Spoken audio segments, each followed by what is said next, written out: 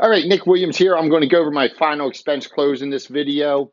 I'm going to preface it by giving a statement that I use often to kind of nail people down in the process. It kind of puts them at ease that they're doing the right thing. And then I'll use my close. It is different than the Medicare close. This isn't going to be lengthy because this series of videos is more for Medicare sales, but it's very important that you're able to spin off and get the final expense sale. The statement that I use is that I say at some point that most of the seniors that I speak to simply want a respectable burial, and they do not want to be a burden on their family. So that's the statement. Most of the seniors, and as I'm speaking to the senior, I'll say most of the seniors that I meet, they simply want a respectable burial, and they do not want to be a burden on their family in that time, upon their passing. And that statement always gets like, yeah, that's what I want. That's what I want. So oftentimes, if you're strong in your presentation, you don't need a strong close. And now I'll go to, similar to my Medicare close, I'll go to, well, I've got your old policy. I'm just going to take the information. Again, we've pretty much prefaced all this with a strong presentation and an authoritative presence. But now I'm going to go, all I need to do is get to the app in a fluid manner. I don't need to sell them now. Um, Now, but the final expense sale sometimes to me, is a more difficult sale than the Medicare supplement or the Medicare Advantage for that matter. So what I'm going to do is I do have a close that I'll use where I will give them an option. I normally won't do this, but okay, let me go through several of the closes. Uh, it's very similar to the Medicare supplement close. I'll say, well, I'm just going to take, and again, I will typically have that old policy in my hand, and I'll tell them, I'll say that I'm simply going to take the information from the old policy and put it on the new policy here, and then I'll check with you and make sure the information's accurate. But I just don't feel like bugging you with 20 questions here. So, and I'll just start doing it. And in other words, I'll just start filling out the new application with that statement, and they're just going to let me go. It's just the way it works. Uh, they typically aren't going to balk. Or I'll say, do you want to keep the beneficiary designations the same on the new policy as they were the old policy?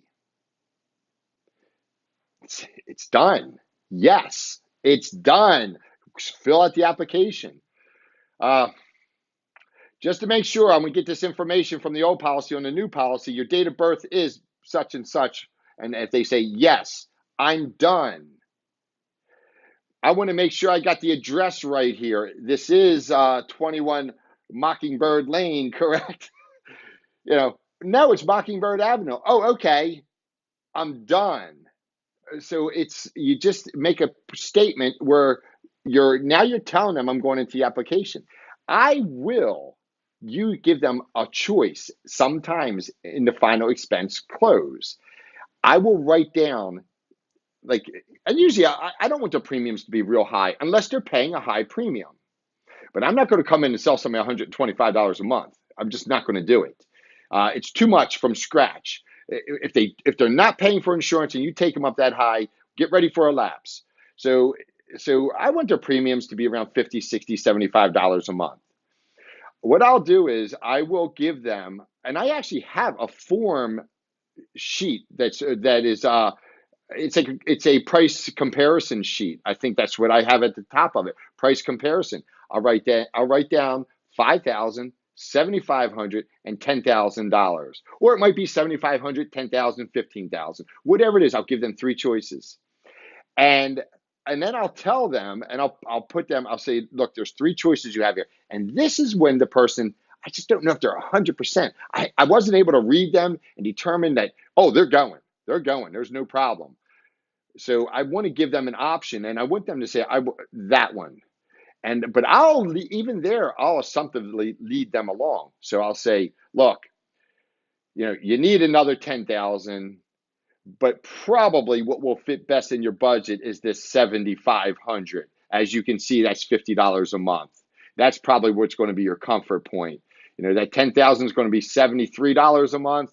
That might be, it might be a little bit much. So let's start here, and then next year, if as you're paying this premium, if everything works out, maybe we'll bump it up. But let's get used to this extra $50 a month you'll be spending, and then I'll just close. But if they say, okay, that's it, I'm done. So I will give them an option, and I'll show them the option, and then I'll tell them of the options, which option to take and why. So that's it. There's many questions many setups that you can use to go into this final expense sale. And I've just gone over about 3 or 4 of them. And I've given you one where it's an optional. You give them an A and B, but you tell them to choose A. I'll give them three options. And I'll say, obviously, say it's 5,000, 7,500, or 10,000. And let's say that 7,500 leaves them at, say, $60 a month. 5,000 puts them at, like, say, $50 a month, whatever it is. I'll tell them, I'll say, look, the $10,000 is a bit much for you to start with. And I don't want you to have the 5,000 because that's just simply not enough. Let's start at the 7,500, and then we'll go from there. And if they say yes, then I'm in. So again, I give them the option, but even with the options, I'm telling them what to do. Don't ask the client what to do. You're the professional. Remember that? All right. That's it. Like the video, subscribe. Goodbye.